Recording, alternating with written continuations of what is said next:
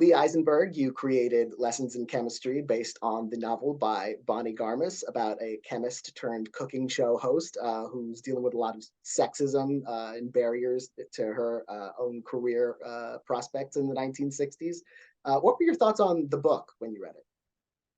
My wife read the book initially, and then ended up co-writing 2 episodes with me. And she read it and said this needs to be a series. And I started reading the book I think that night, and I was just really struck. The dialogue kind of exploded off the page. I thought the characters were just so warm and lovely, and there was this amazing romance that started off the show, and it was tackling loss and grief and heartache and friendship and parenthood, and we just had our first baby, and so many of the ideas that were in the show were really kind of circling around in my own life. And then I thought the twists and turns of the story really surprised me at every moment, and so I was just completely gripped by it. And what are some of the challenges of adapting a pre-existing work, for television as opposed to creating an original idea and developing that? Well, I mean, with a book that's as beloved as Lessons in Chemistry, I felt a tremendous amount of pressure to service the audience, and I also felt like I was part of that audience. I was so reverential of the source material that I wanted to do right by it. The logistics of doing something like Lessons in Chemistry in the book. Oh, I'm sorry about that. In the book, the much of it's told from the perspective of a dog, and it's very difficult. In a novel, a dog can have all sorts of thoughts, and a dog can, have a vocabulary of thousands of words. When you're actually on set, the practicalities of getting a dog to walk across a room from one side to the other, and then pick up a piece of paper and walk it back, that could be your entire afternoon. So, one of the big challenges was taking something that was so beloved in the book and then doing what was practical in the shooting of it. And then there were real opportunities that we found. Sometimes there'd be a paragraph or a stray sentence in the book that we thought, oh my God, the opportunity to see that character more or to turn that into a different type of story. Anything like that was really exciting for us, and we tried to be as ambitious as we could be, to kind of translate this to the screen. And was Garmus herself involved in the production of the show, and to what degree was she Yeah, I had an initial conversation with Bonnie and kind of ran her through some of the bigger changes that I was thinking about, and kind of wanted her sign off. And from the beginning, she knew that the adaptation was not going to be a line by line transcript of her book. So Bonnie wasn't involved in the production of it. I was sending her scripts, and she was sending me notes here and there, and then once production ended, we ended up having a fantastic dinner and just got to celebrate kind of the whole experience of it. And she's a lovely woman.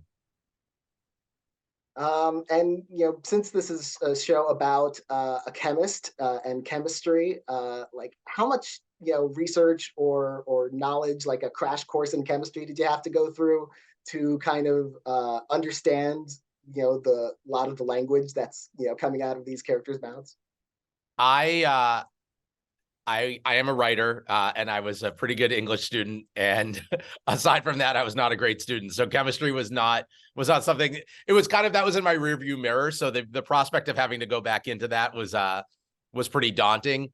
Google was very helpful, and was a real resource. And then we had on the chemistry side, we had chemists with us, at every step of the way that were going through our scripts and giving us notes. Bonnie was incredibly helpful in that regard. And then we also had a food stylist. And so for all of the different facets of the show, we really, we surrounded ourselves with experts.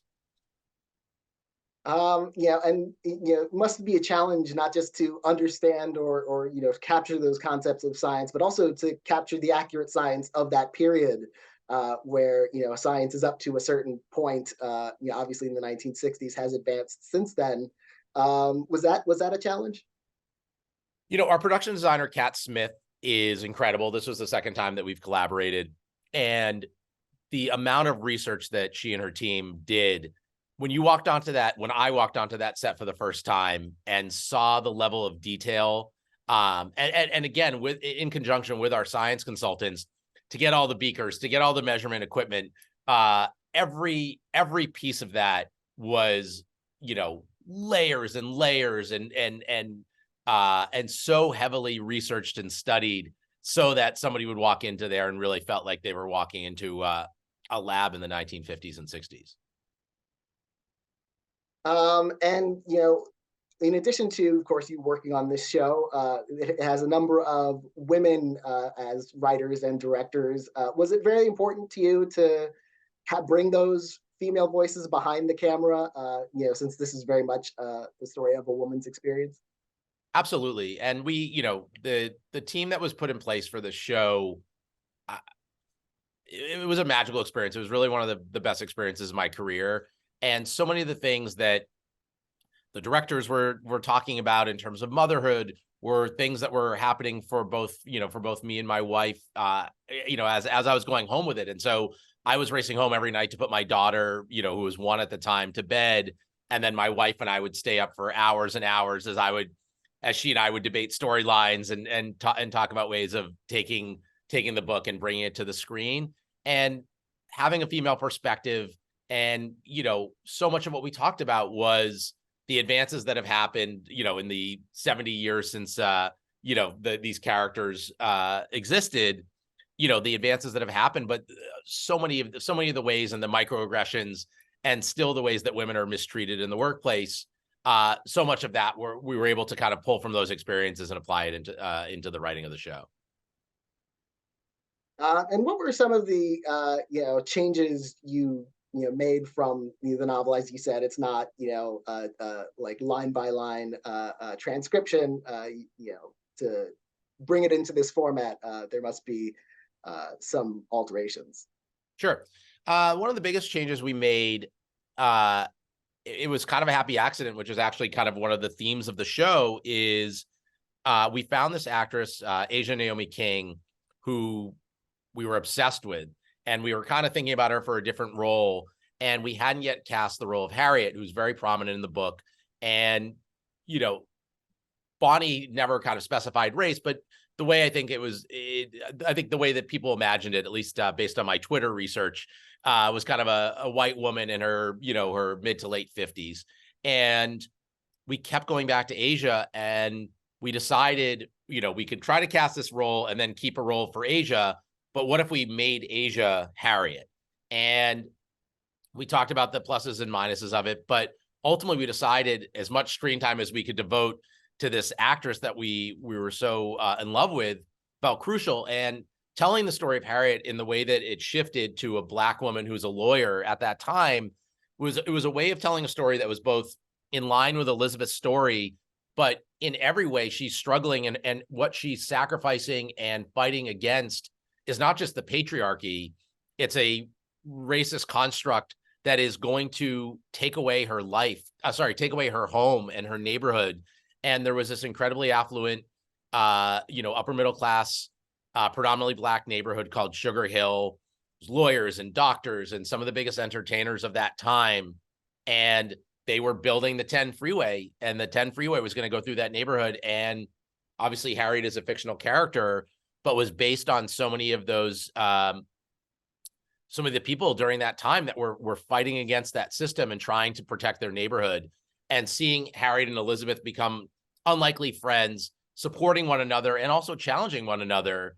The episode that comes out this coming Friday is a very big Harriet episode. I don't want to spoil it, but it really does. It challenges the nature of, who you're fighting for. And Elizabeth is kind of pushing against the patriarchy and sexism in that time, and, allowing women to kind of see the best versions of themselves. And Harriet challenges her and says, who is your audience? Who are you fighting for? And that really kind of gives Elizabeth pause, and hopefully the audience, for a moment. Well, congratulations on the series Thank you so much. as it continues to roll out. And thank you so much for talking to me about it. Absolutely. Thank you.